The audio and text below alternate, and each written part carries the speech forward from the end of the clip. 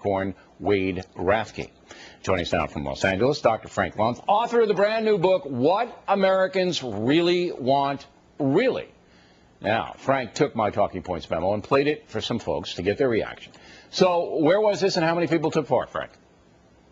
Southern California, 29 people, evenly divided between voters of John McCain and Barack Obama, and boy, did they react strongly to what you had to say, Bill. All right, let's roll the first clip that Frank showed the folks.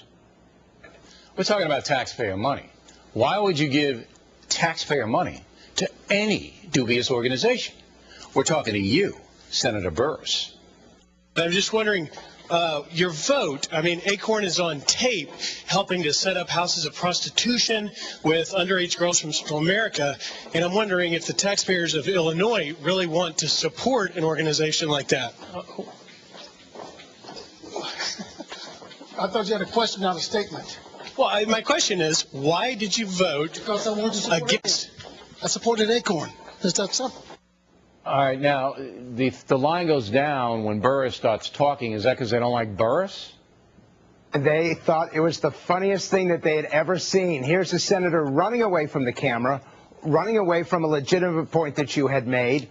They agree with you, Bill, as you can see the lines there. They agree with you when you're talking about where taxpayer dollars are going. Because one of the greatest values that the American people want out of Washington is accountability. But the moment that your Fox camera corners Senator Burris and he keeps on running, you see the lines dropping? Right. The moment he speaks, they say this guy's crazy. All right, so the drop is because they don't like Burris, not because they don't like the questioning or line of our editorial posture there. I'll put it this way, Bill. That line, if Burris were running for re-election, that one piece of footage, that could cost him his entire career. Yeah, if I were his opponent, I would run that all day long. Now, the second one is about the partisanship surrounding the Acorn scandal. Roll the tape. The establishment media in America have little interest in exposing left-wing corruption. Talking Points believes the most important question here is how much damage has Acorn done to the Obama administration, if any. The president accepted Acorn's support in the campaign, but why wouldn't he? They were all out for him. However, this story is now so big, it's far beyond a community activist situation. It's now a full-blown political scandal.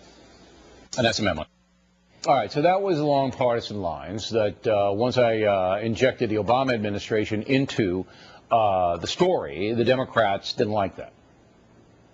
And, you know, it's an important point about the power of words and the power of messaging. Once it seems to become political, then we divide. Bill, we're the most polarized we've been in decades right now, and Barack Obama was elected president to address that and to alleviate it. And that frustration that the Americans feel with Washington, out of touch, not knowing how to relate, is shown in those Dow scores. Democrats don't want to hear about Acorn. Republicans, it just makes them angry. But, you know, what was interesting was the Democrats were 50% when I brought up that Obama had some Acorn ties. But I didn't hammer Obama. I said, look, you know, you would have hung around with Acorn, too, if that organization were giving you money and manpower and getting the vote out and everybody was on your team. Any politician would have done that if they didn't know that Acorn was corrupt, and you have to assume innocence in this country.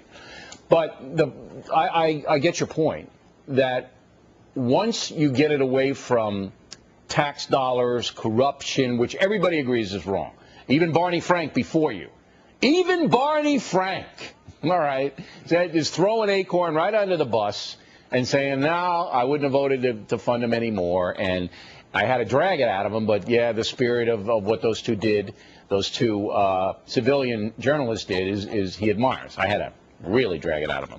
But once you get into it's the Republicans' fault or it's the Democrats' fault, then wham, it goes into partisanship. Exactly, and it's guilt by association. Look, there are 5 points when we've studied what Americans really want. Really, there are 5 things, Bill, that the American people want out of Washington. Number 1, first and foremost, accountability. They want people to say what they mean and mean what they say. Number 2, respect, which is why these congressmen and senators who are canceling their town hall meetings are driving their constituents even angrier. Number 3, results. We're tired of people talking. We want them to have actual solutions. Number 4, which is the only one on that list that Barack Obama has a prayer, is bold action. They don't like the status quo. They want change. And number 5, oversight. We want to make sure that if you're making mistakes like Acorn did, people like Bill O'Reilly and Fox News are holding them accountable. All right, Frank Luntz, everybody buy his book. It's very interesting. Directly ahead, Dick Morris on President